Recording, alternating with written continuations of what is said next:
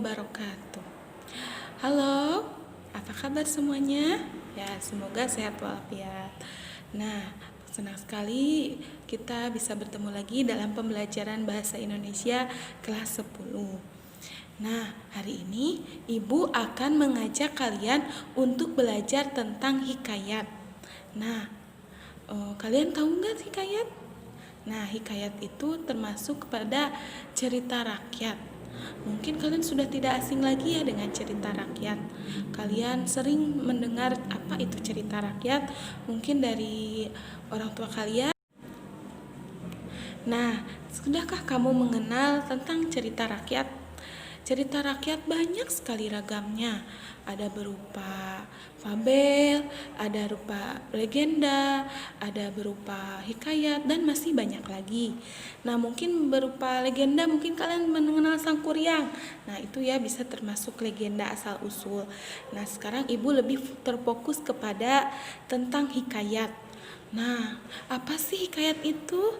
Ya, hikayat merupakan cerita Melayu klasik yang menonjolkan unsur penceritaan berciri kemustahilan dan kesaktian tokoh-tokohnya. Nah, itu ya, mungkin kalian banyak sekali manfaatnya ya belajar hikayat itu, karena dengan hikayat kamu bisa mengetahui tentang budaya, moral, dan nilai-nilai yang terkandung dalam hikayat tersebut. Nah, kita sebagai yang membaca hikayat tersebut bisa mengambil pembelajaran dari apa yang disampaikan cerita-cerita yang ada di dalam hikayat. Nah, yang pertama adalah kemustahilan. Salah satu dari ciri hikayat itu adalah kemustahilan dalam teks, baik dari segi bahasa maupun dari isi cerita. Kemustahilan berarti hal yang tidak logis atau hal yang tidak bisa dinalar. Maksud hal yang tidak dilogis itu hal-hal yang tidak dimasuk akal, yang kita itu butuh gak perlu Kemustahilan berarti hal yang tidak dimasuk akal dan tidak bisa dinalar.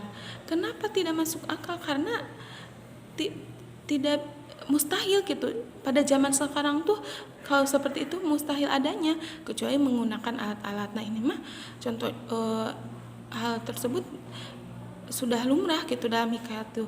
Jadi hal-hal yang mustahil, hal-hal yang tidak masuk akal, yang tidak bisa dinalar oleh logika kita. Mengapa hal itu bisa terjadi? Nah, kita tidak harus berpikir seperti itu. Contohnya kemustahilan dalam hikayat teks itu bayi lahir disertai pedang dan nanah. Nah, mana mungkin ada bayi zaman sekarang yang bisa lahir disertai dengan pedang dan panah? Kan tidak mungkin. Nah, seperti itu. Biasanya kan kalau bayi lahir, ya lahir aja. Nah, seperti itu ya. Selanjutnya, seorang putri keluar dari gendang, lalu diambilnya pisau itu dan ditorehkannya gendang itu. Nah, kalau sekarang mungkin gendang itu seperti pisau. Ya, mana mungkin dari sebuah pisau berubah menjadi seorang putri. Nah, itu adalah hal yang sangat mustahil pada zaman sekarang. Tapi itu merupakan ciri dari hikayat ya. Jadi hikayat itu tidak apa-apa ada mustahil, karena merupakan cirinya. Nah, yang kedua adalah kesaktian. Nah, tadi selain kemustahilan ada juga kesaktian. Nanti kita sering menemukan dalam hikayat itu kesaktian para tokoh-tokohnya. Sakti Mandraguna seperti itu ya, sangat banyak, kekuatannya sangat kuat sekali gitu. Nah, seperti ini contohnya ya. Syah Peri mengalahkan Garuda yang mampu merusak sebuah kerajaan. Nah, di sana Peri bisa mengalahkan seorang raja yang sangat kuat sekali.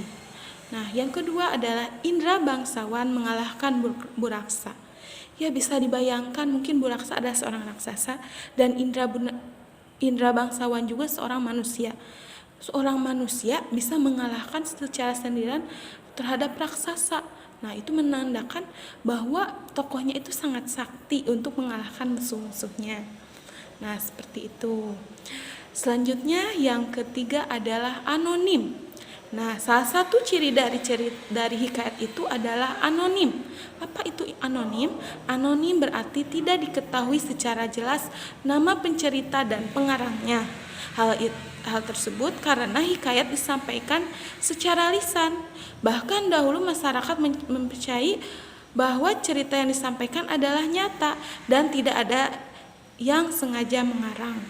Nah itu ya, jadi dikatakan anonim karena tidak ada bukti fisik sampai sekarang, mana buktinya gitu cerita ini. Jadi tidak ada pengarangnya karena diceritakan melalui mulut ke mulut. Nah itu yang dinamakan anonim. Jadi tidak ada. Selanjutnya yang keempat adalah istana sentris. Nah, hikayat itu sering bertema dan berlatar belakang kerajaan. Hampir semua seluruh hikayat itu ya tentang kerajaan-kerajaan, tapi ada juga yang tidak. Nah, seperti itu ya. Contoh dalam hikayat Indra Bangsawan ya di dalam buku Kemendikbud, hikayat Indra Bangsawan bisa dibuktikan dengan tokoh-tokohnya seperti istana sentris itu seperti adanya raja, anak raja, adanya pangeran, adanya peri, adanya Syahpri, Putri Ratnasari, Raja Kabir, Putri Kemalasari. Nah seperti itu ya, ada kata raja, putri. Nah itu menandakan adalah istana sentris.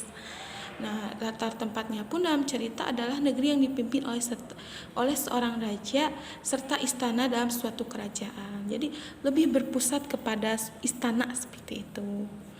Nah, yang terakhir adalah hikayat menggunakan alur berbingkai. Maksud dari alur berbingkai adalah ada cerita di dalam cerita. Maksudnya apa sih? Maksudnya ialah di dalam satu judul hikayat itu cerita tidak hanya membahas satu permasalahan saja. Bisa saja cerita tersebut itu membahas tentang 2 sampai 3 lebih permasalahan. Contohnya ya kalau dalam cerpen ada cerita tentang aku dan kamu.